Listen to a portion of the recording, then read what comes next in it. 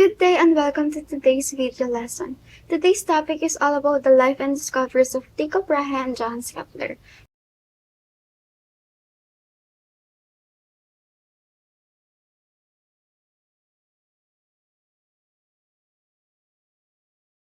First, let's talk about the life of Tycho Brahe. Tycho Brahe was born into a highly aristocratic, very wealthy family on December 14, 1546. He was born in his parents' large manor house at Gunnarstorp in the Danish region of Scania, which is now in Sweden. His father was Otto Brahe, a member of the royal court, and his mother was Beate Bill, also an important aristocrat. Tycho was the second of the couple's 12 children. He died at the age of 54 on October 24, 1601 in Prague. His premature death was probably caused by either a burst bladder or kidney failure. Something remarkable happened to Tycho in his second year of life. He was kidnapped by his uncle and aunt, Jörgen Brahe and Inger Ox, when his parents were away from home. They were childless and believed that Jörgen was entitled to a lawful son and heir to his estates. His natural parents eventually agreed to this, so Tycho was raised by his uncle and aunt as if they were their own son. When his uncle died, Brahe inherited his wealth. Similarly, he inherited his biological father's wealth. In April 1566, aged 19, Tycho arrived back in Germany. On a December evening, he got into an argument with another Danish student who was also studying at the University of Rostock. The cause of the argument is not known. Sometimes it's claimed they were arguing about which of them was the better mathematician, but this is probably a myth. No doubt alcohol played a part in the dispute. Tycho enjoyed dining and drinking heartily. After further disagreements, the two students fought a duel with swords, which resulted in Tycho losing the front of his nose and picking up a permanent scar on his forehead. A year later, he returned to Denmark, where he began experimenting with metal fittings to disguise his nose as disfigurement. He wore a skin-colored metal prosthetic for the rest of his life. At the age of 25, Tycho committed a serious social offense. He took a woman who was not born an aristocrat as his partner. It was illegal for the young couple to marry in the usual way. However, provided they lived together for 3 years, their partnership would be recognized as a legal marriage. They did this and became husband and wife. His wife was Kirsten Hansen, daughter of the Lutheran minister. Tycho and Kirsten had 8 children, 6 of whom survived to adulthood. The form of marriage between the couple meant their children were commoners, not entitled to enjoy any of the privileges of the nobility. Also, they could not inherit Tycho's estates or his coat of arms. On October 13, 1601, he attended a banquet in Prague. As usual, he had plenty to drink, but the meal carried on for a long time. Although desperate to urinate, he did not leave the table, because it would have been very impolite to leave the table before the meal was formally over. Brahe was long thought to have died from a bladder infection, after politeness kept him from excusing himself to use the bathroom during a royal banquet, causing his bladder to rupture. However, scientists who opened Brahe's grave in 1901 to mark the 300th anniversary of his death claimed to find mercury in his remains, fueling rumors that the astronomer was poisoned. Some even accused a jealous Kepler of the crime. Now, let's turn to the discoveries of Tycho Brahe. Ms. Marasigan? Thank you, Ms. De Las Alas. Now that you already know the biography of Tycho Brahe, then let's proceed to the main highlight of this topic, Tycho Brahe's contribution in science, especially in astronomy. But first, what triggers Brahe to be interested in astronomy? We all know that Brahe did not study astronomy but because of a certain phenomena, it changed Tycho's life and belief. It is said that because of the solar eclipse of August 21, 1560 in Copenhagen, the eclipse inspired Tycho not because it was spectacular, but because astronomers had predicted exactly when it would happen. And by 1567, Tycho was fully immersed in astronomy. Tycho was fascinated and wanted to learn how he could make a prediction like this. So he built his own observatory on an island that the King of Denmark gave him, with some additional money just for this purpose. Tycho named his island Observatory Uraniborg after the muse of astronomy Urania. One of his discoveries is the Tycho system, or known to us nowadays as Tychonic system or Tychonian model of the solar system. It is the combination of mathematical belief of the Copernican system, heliocentrism, with the philosophical belief of Aristotelian Ptolemaic system geocentrism, which heliocentrism is a cosmological model in which the sun is assumed to lie at or near a center point of the solar system or of the universe, while the Earth and the other bodies revolve around it. While geocentrism, the Earth does not revolve around anything else or rotate around its own axis. With this two concept about cosmos that is made by the past astronomer, Tycho came up with his own version. In 1575, Brahe built an enormous observatory in an island offered to him by King Frederick II, where he kept meticulous observation of the heaven. While most of astronomers only focus on observing heavenly bodies at a specific, unusual point in their orbit, Brahe intently tracked them in their entire visible orbit across the sky, creating the most precise observation made at the time.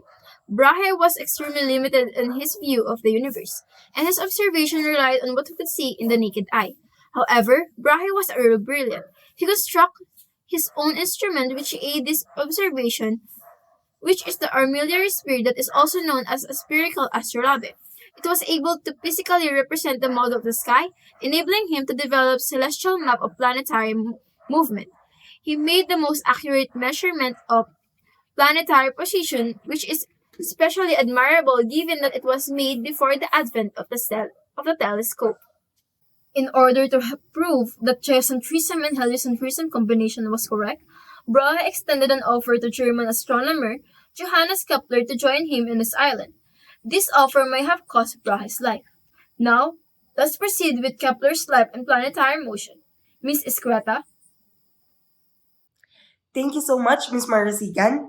In part of this era is where Johannes Kepler, the student of Tycho Brahe, discovers the three laws of planetary motion. These three laws were discovered by Kepler, wherein there are numerous researches that tell how life is hard for Kepler.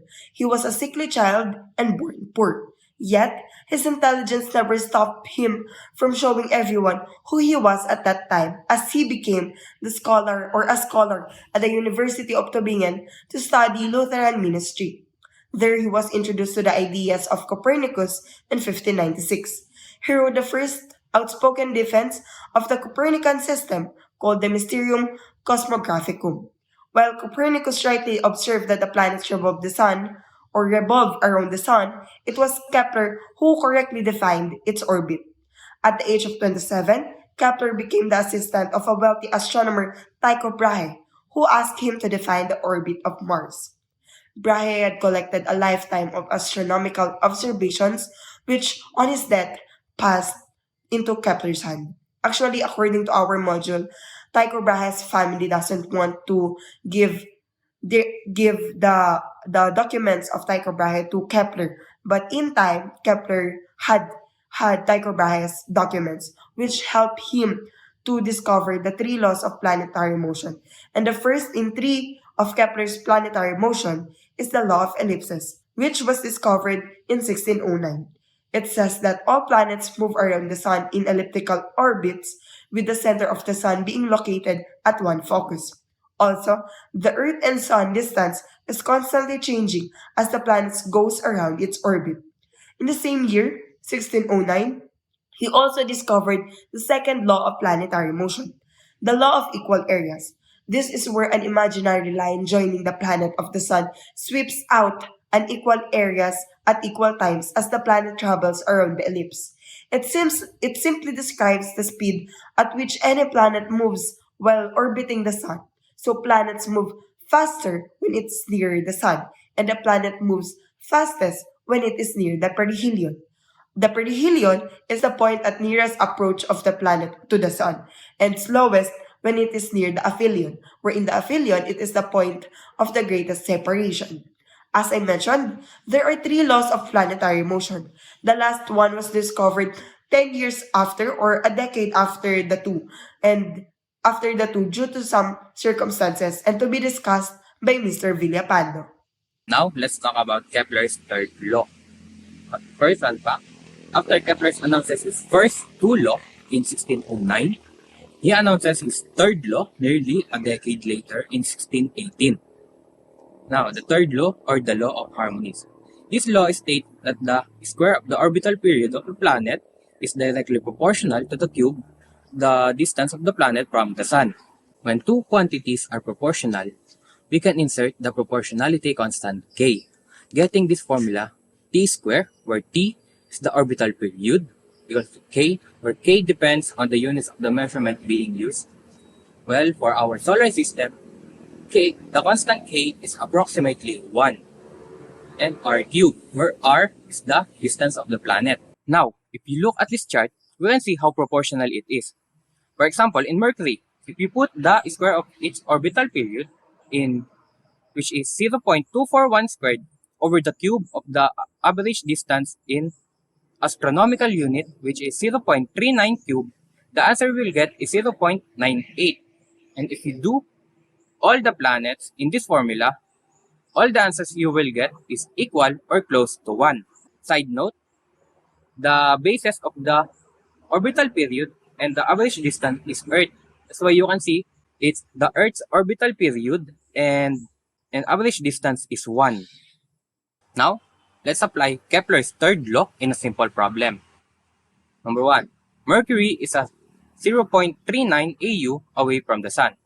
How long will it take in years to complete one revolution around the Sun? So, using the formula, T squared is equals to K R cubed, we have to get the orbital period. To get it, we have to derive the formula, giving us this formula, T is equals to the square root of K R cubed. So after getting the formula, we just need to distribute. So it will be T is equals to the square root of 1 times 0.39 cube, and the answer will be 0.24 years. You can use your calculator to check it. Thank you, Mr. Kent Villapando, for that insightful report. Now let's turn our attention to the summary of Tycho Brahe and Johannes Kepler contribution.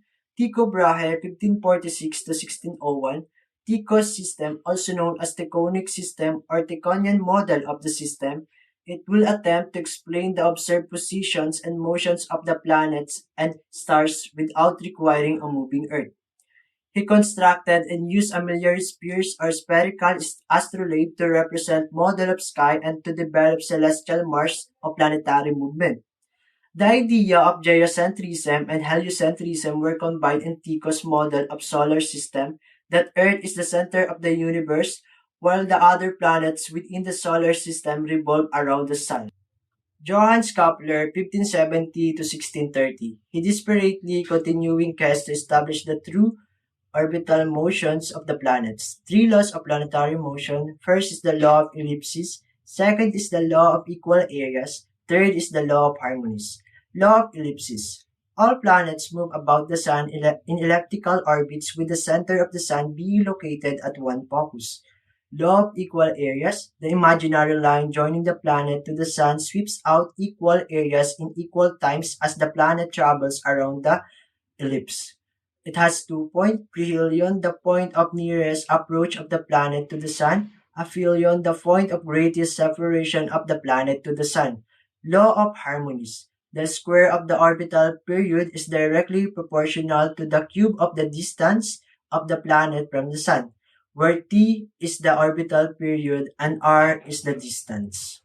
Thank you for tuning in to today's report. Your viewership means the world to us. As we wrap up for now, I'm Paulo Hainar, and on behalf of the entire group, we want to extend our sincere appreciation for the joining us. In the meantime, have a fantastic day, stay informed, and remember, knowledge is power. Until we meet again, take care.